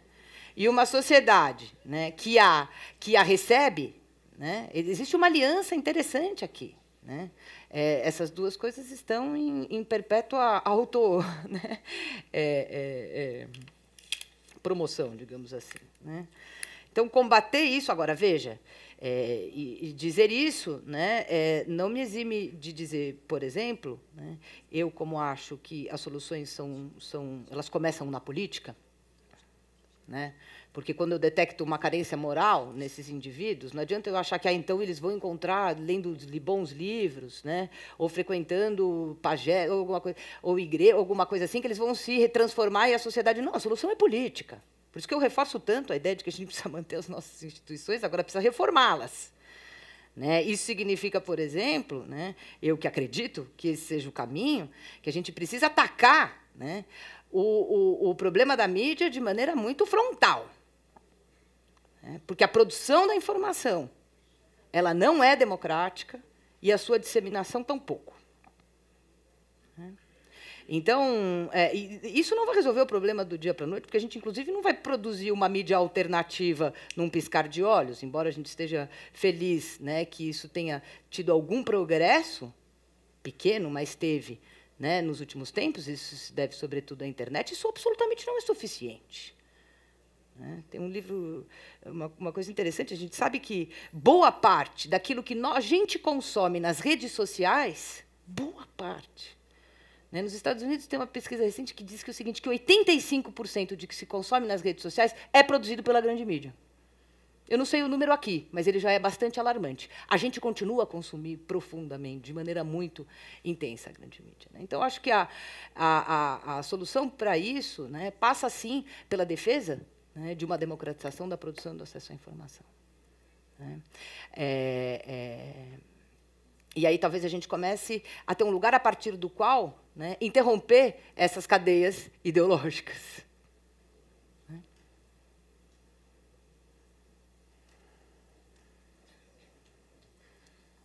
Boa noite, professora. Muito interessante a sua explanação. Foram abordados vários assuntos a respeito do Estado e várias questões importantes. Eu queria colocar... diante do que a senhora falou, como que o Hobbes, do que está sendo falado a respeito da corrupção, né, o chamado escândalo do Petrolão, que a mídia tanto está falando, como ele via essa questão da corrupção do Estado e se ele pensou em formas de combatê-la, ou como combatê-la, e para que esse Estado funcionasse dentro do que ele concebia como sendo o Leviatã. Uhum. Eu vou ter que te confessar, eu não sei. Né? A gente não tem essa informação, infelizmente. Né? Eu posso analisar, por exemplo, o discurso da Graça Foster ontem na CP. Ela disse assim, olha, a Petrobras não percebeu a corrupção, a gente não tinha mecanismos. Mesmo as agências, né, que foram chamadas para avaliar, não sei, não me lembro como chama isso, as auditorias, né, privadas, contratadas e tal, também não perceberam. Eu realmente não sei, né? É uma pergunta que você me faz que talvez eu consiga te responder, nós consigamos responder, se a gente tiver acesso a alguma informação, né, que não seja totalmente tendenciosa, daqui a pouco. Né? Agora, uma coisa, pegando o gancho, né, na sua fala, uma outra coisa que preocupa profundamente, né, é alimentar o ódio à política com o discurso da corrupção. Né? Porque corrupção é corrupção, e quando eu digo isso, eu absolutamente não estou a justificando, obviamente. Né? A corrupção é corrupção desde que o Estado é Estado. O que importa para nós, sem dúvida alguma, é lutar severamente contra todos os mecanismos de corrupção, privada ou estatal. E a estatal mais grave ainda, porque a gente, né, que é favorável a um Estado que seja capaz de contribuir na redução das desigualdades e das formas de dominação, é favorável a um Estado, óbvio, está pressupondo um Estado que tenha recursos suficientes para poder promover o bem-estar social. E a corrupção, né, é um lugar pelo qual o dinheiro vai embora. As somas são impressionantes. E elas são aviltantes, portanto, né, para quem está, como eu, né, há alguns bons anos, numa luta pela educação. Ver a soma de dinheiro que se perde no galo da corrupção e o tanto de dinheiro, né, a miséria de dinheiro que nós temos para a educação, é absolutamente aviltante. Então, a corrupção é algo que nos mina por dentro. Então, claro, Polícia Federal independente, um passo absolutamente necessário. Nesse sentido só, né, a gente precisa conceder algo, né, às instituições, à reforma recente das instituições, que a Polícia Federal nunca foi tão independente, tanto que está botando, está fazendo, está fazendo. Né? Agora, quanto mais independência necessária, melhor, enfim. Agora, é preciso ficar bastante atento, eu acho, né, já que o nosso mote aqui hoje é um pouco esse, né, em se municiar contra a ideia, né, tão cotidianamente, né, martelada em todos os meios de comunicação. E, claro, como sempre convém, isso sempre, né, a oposição, né, portanto, disseminada pela oposição, seja qual for. Né, a gente sabe que isso inverte a situação, a oposição faz a mesma coisa, que leva, né, a corrupção para um patamar que a gente passa a identificar Estado com corrupção necessariamente. Isso favorece o nosso ódio à instituição. Quando o que a gente precisa é de instituição. Então, precisa tomar muito cuidado com isso. E precisa também ficar bastante alerta, porque é muito interessante, né, eu volto a dizer, e agora, de novo, no papel da mídia. A mídia vai ficando cada vez mais raivosa e violenta, claro, quanto mais ela se vê ameaçada. Hobbes, de novo, né? Fica com medo, começa a... E a gente sabe que ela ficou com muito medo, né? Foi ficando com muito medo cada vez que a ideia de regulação foi aparecendo aqui e ali. Né? E aí o que ela faz de novo? Ela traz como único dado relevante para a formação da nossa opinião a corrupção. A corrupção é um dado relevante para a formação da nossa opinião política. Para que você escolha, né, por exemplo, o seu partido, para que você escolha o seu governo, para que você se oponha às coisas. Mas ela não é o único. Quando ela transforma no único, ela enclausura o nosso juízo de novo. Né?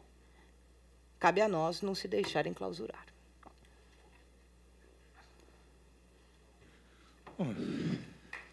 Yara. Muito obrigada. Bom, o que dizer, né, dessa magnífica palestra, realmente, na sua radicalização, no sentido profundo, né? A Yara é capaz de ir até a raiz da questão, analisar em profundidade. Isso que é muito importante, ajudou a gente a refletir sobre um tema tão atual, partindo de Hobbes, e nos dando essa noite cheia de vida, essa sexta-feira, né, cheia de riquezas. Muito obrigado, Yara, por isso. E lembramos que na sexta-feira que vem continuaremos o módulo e teremos a historiadora e professora da Unicamp, Margarete Rago, com o tema, escutem bem, Madame Bovary, de Flaubert, e as tiranias da intimidade. Então, agora entramos no mundo da intimidade. Então, vocês não podem faltar. Isso vai acontecer, pensem, não é bem nessa sexta-feira santa, nós não teremos, mas será na sexta-feira seguinte. Amanhã, nós temos música erudita contemporânea, um duo de piano e violino, ao qual todos vocês estão convidados. Mas gostaríamos de encerrar com um aplauso de verdadeiro, caloroso agradecimento a Yara Frattesi. Muito obrigada. Obrigada, querido. Muito obrigada.